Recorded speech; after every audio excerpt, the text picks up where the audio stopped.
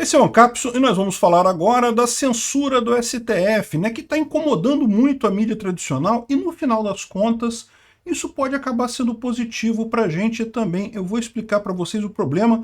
A Folha de São Paulo fez um editorial muito crítico contra a decisão do STF, expondo que, olha só, nem a ditadura foi tão ambiciosa contra o STF. Finalmente, depois de eu tanto falar aqui que o STF está fazendo é a mesma coisa que a ditadura estava fazendo em 64, finalmente o pessoal da imprensa percebeu o problema. É exatamente a mesma coisa que está acontecendo. E também o Estadão também falou contra, um monte de gente falou contra. A ponto de o Gilmar Mendes falar, talvez a gente tenha que rever a decisão. E isso pode ser fantástico. Essa notícia foi sugerida por Estupidez do Peregrino Tuque, Roberto Grande e várias outras pessoas. Obrigado aí ao pessoal que sugeriu as notícias lá no nosso site, no visãolibertaria.com. Obrigado a você que está assistindo o nosso vídeo. Se você gosta do nosso conteúdo, por favor, deixe o seu like, se inscreva aqui no canal, né? Pois bem, olha aqui, desde 2020 eu falo isso, o STF está agindo cada vez mais parecido com a ditadura militar brasileira. O esquema é todo o mesmo, né? Ou seja, uma suposta defesa da democracia. Muita gente vai dizer que em 64 era mesmo uma defesa da democracia, porque se o exército não agisse, os comunistas iriam dar um golpe comunista aqui no Brasil. Eu não tenho como saber, eu não era nem vivo naquela época, eu nasci em 68. Do que eu sei, havia gente aqui no Brasil querendo dar um golpe comunista? Certamente havia. Teriam condições de fazer isso? Só não se sabe, ninguém sabe na verdade.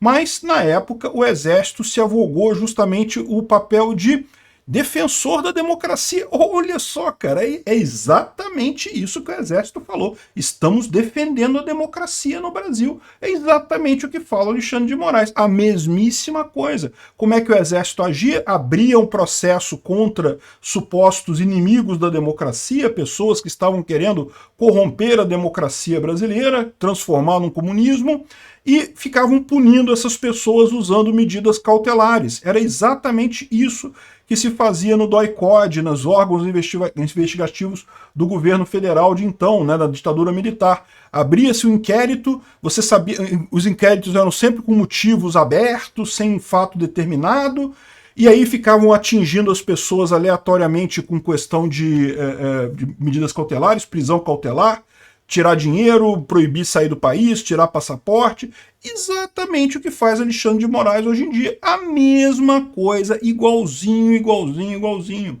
E Alexandre de Moraes a mesma coisa, não, estou salvando a democracia.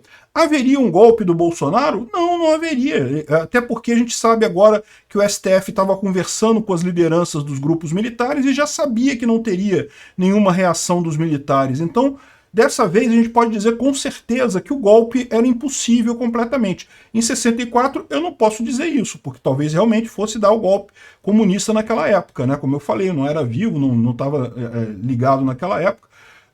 Hoje em dia tem gente que diz que não haveria golpe comunista aqui no Brasil. Pode ser que não, né? Talvez fosse como o Bolsonaro mesmo. Mas o fato é, a desculpa é a mesma, né? Estamos protegendo a democracia brasileira de um golpe. E aí, qual que é o problema dessa história? O problema dessa história é que ela ignora um componente muito importante da pressão popular, né? O povo quer as coisas independente do que querem os políticos. E aí o Alexandre de Moraes fazendo essa ditadura toda, abrindo inquéritos tipo dos fake news, dos atos antidemocráticos, coisas totalmente abertas, que ninguém sabe exatamente o que está sendo investigado ali, e ele vai punindo as pessoas com medidas cautelares ali. Puniu o monarca por fake news, que não é crime no Brasil, não tem crime de fake news determinado na lei brasileira, e ele puniu o monarca, tirou dinheiro do cara. Umas coisas que não dá para entender, só ditador mesmo para fazer isso. Eu já falei um monte de vezes, o Alexandre de Moraes está agindo como ditador no Brasil. É diferente? Não é exatamente a mesma coisa? Sim, é lógico, né? A história, ela nunca se repete exatamente, ela rima, né? Ela faz a mesma coisa de novo com algumas nuances novas, né? Então é o que está acontecendo aqui hoje. E a Folha de São Paulo parece que está acordando para o fato que essa história toda de que não porque temos que combater as fake news e não sei o que lá, virou um grande mantra da censura. Porque era isso também que a ditadura achava naquela época. A ditadura preveniu a quebra da democracia, evitou o golpe comunista, mas era atacada pela população. Ué, como é que pode? Nós somos os certos, nós evitamos aqui que o Brasil caísse no comunismo, né? Como é que pode ser que a população está atacando a nós, os generais aqui do golpe dos anos de chumbo? Ah, deve ser porque estão atacando a gente, temos que fazer alguma coisa com isso. Vamos sair caçando esses inimigos do Brasil e coisa e tal. Né? Alexandre de Moraes da mesma forma, né? Não, nós aqui, nós do STF, olha o Gilmar Mendes falando, nós do STF estamos salvando o Brasil, o STF errou, acertou muito mais porque salvamos o Brasil no final das contas e coisa e tal. Peraí, as pessoas estão te criticando por isso? Então, elas estão te criticando porque nem todo mundo concorda que acabar com a Lava Jato, que soltar o presidiário, teria sido bom para o Brasil, meu amigo. Não, essa decisão foi de vocês, não foi para salvar o Brasil coisa nenhuma. E aí acontece a mesma coisa, né? As pessoas criticam o STF, o que o STF acha? Que ele está errado? É, realmente erramos. Não, o ditador nunca acha isso. Ele acha que está sendo atacado pela população, tem alguma coisa errada aí, fake news. Vamos parar com isso. Ou seja, o que está se unindo aqui é justamente essa coisa da ditadura ficar contra quem critica ela, com o medo do novo, né? O STF não gosta das redes sociais, ele não sabe como isso funciona. A esquerda, de forma geral, não sabe como isso funciona. Tem medo do novo, acontece, né? Todos nós temos medo do novo, na verdade é essa. Mas isso está particularmente atingindo eles. Ninguém tem dúvida que essa decisão que o STF tomou, embora tenha tomado com relação a entrevistas em jornais, ela está visando as redes sociais, né? Está mais do que óbvio que o que eles vão fazer em seguida é dizer, ah não, esse mesmo princípio se aplica à rede social, né? Qual foi a decisão que eles tomaram? Que o jornal, se entrevistou alguém, se alguém falou no jornal e o jornal não checou o que a pessoa fez e acabou divulgando uma fake news que já era conhecida na época, o jornal é responsável junto com a pessoa. O que eles vão fazer? Evidentemente vão virar para o YouTube, para o Facebook, para o Twitter. Ah, você publicou algo que algum usuário colocou ali e não checou a veracidade disso, não checou se era fake news ou não, então você é responsável também e tem que pagar junto com essa pessoa. Vai ser um festival de merda por aí, isso daí. Vai ser a implantação pelo judiciário do projeto das fake news. É exatamente o projeto das fake news isso daqui. Bom, o problema é que aí que tá. Essa faca aí tem dois lados, né? Tem duas lâminas nisso daí, né? O STF começou criticando a imprensa, né? Jogando isso na imprensa, por quê? Porque eles tinham esse caso lá, que era um caso claro que eles poderiam fazer, e depois expandir isso para as redes sociais. Só que a imprensa está mostrando claramente que isso é errado, esse negócio de responsabilizar o veículo pelo que disse a pessoa que falou no veículo é um erro enorme até para os jornais. A Folha de São Paulo está dizendo aqui, nem a ditadura brasileira, nem os militares foram tão ambiciosos quanto o STF. E lista aqui, ó. A imprensa tem o dever de verificar a veracidade de fatos antes e se há indícios concretos de falsidade na acusação proferida pelo entrevistado. É a inversão absoluta de valores. Quer fazer do jornalismo uma instância cartorial burocrática. Porque é lógico, se você criticar alguém poderoso, esse cara sempre vai ter o poder de entrar com uma ação contra você, e mesmo que ele perca essa ação mais adiante, você, tadinho, já se ferrou de tanto advogado que você teve que pagar para simplesmente se defender, para simplesmente não ir na cadeia, né? A decisão também é idiota. O princípio não tem aplicação viável quando se trata de entrevista ao vivo. Como é que você vai fazer isso numa entrevista ao vivo? Se a pessoa fala alguma coisa, o que você faz? Né? Não tem um mecanismo, a não ser que se estabeleça uma obrigação, algum mecanismo preventivo ou simultâneo de censura. Ou seja, eles falam que não é uma censura prévia, mas na prática as condições são tão restritivas que você tem que fazer coisa prévia, né? De quebra, mais uma escorregada tirânica aparentemente sugerida pelo Cristiano Zanin. Ah, rapaz, aí olha quem trouxe a ideia, né?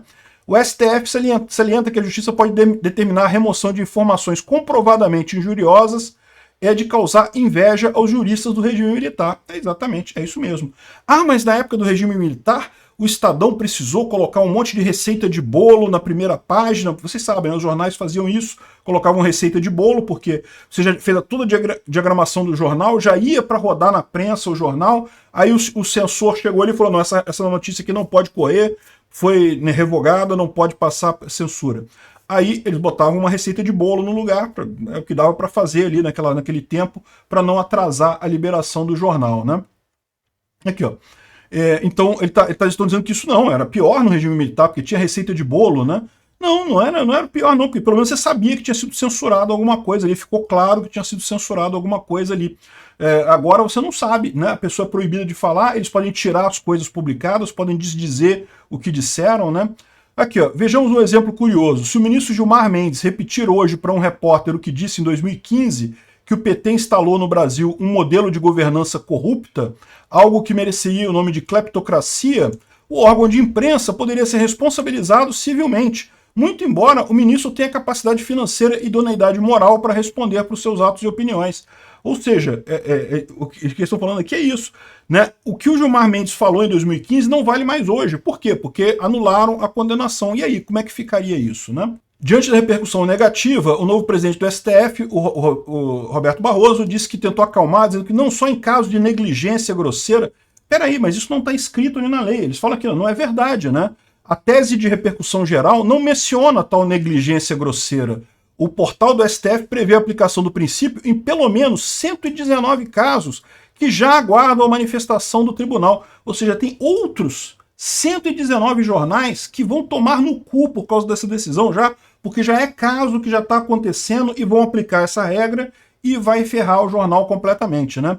Além de incentivar a autocensura e sugerir a existência de limites para o direito de crítica, contraditando entendimentos liberais anteriores ao próprio tribunal, quando agia como guardião da liberdade de expressão, o STF hoje quer estimular o juiz da esquina, punir o veículo de comunicação que não verificar a veracidade dos fatos antes da publicação da entrevista. Agora, eu quero chamar a atenção para vocês. Olha o absurdo aqui. Eles estão fazendo isso porque eles querem jogar esse mesmo entendimento nas redes sociais. E a imprensa, se jogasse esse entendimento para as redes sociais, a imprensa inteirinha, a Folha inclusive, ia bater palma. Parabéns! Parabéns, Xandão! Você matou a rede social! Que bom, Xandão! É isso mesmo! Fake news e não sei o que lá. Qual que foi o erro do STF? Eles pegaram esse caso porque era mais fácil, pensando, vamos fazer com a imprensa primeiro, com o jornal, e depois a gente estende esse entendimento para a rede social. Era o que eles estavam planejando. O Congresso não vai aprovar a lei das fake news, a gente aprova aqui, na marra. Vamos fazer a lei das fake news na marra, na jurisprudência. E aí, o que aconteceu? Teve tanta briga por conta da imprensa, porque para a imprensa é impossível isso. Imagina, se para a imprensa, para um jornal é impossível essa situação, imagina para o Facebook, para o YouTube, para o Twitter, é muito mais impossível, porque são milhares de pessoas falando, milhões de mensagens a cada minuto, né? É impossível fazer verificação disso. Enfim, o fato é, o próprio Gilmar Mendes já começou a ficar assim.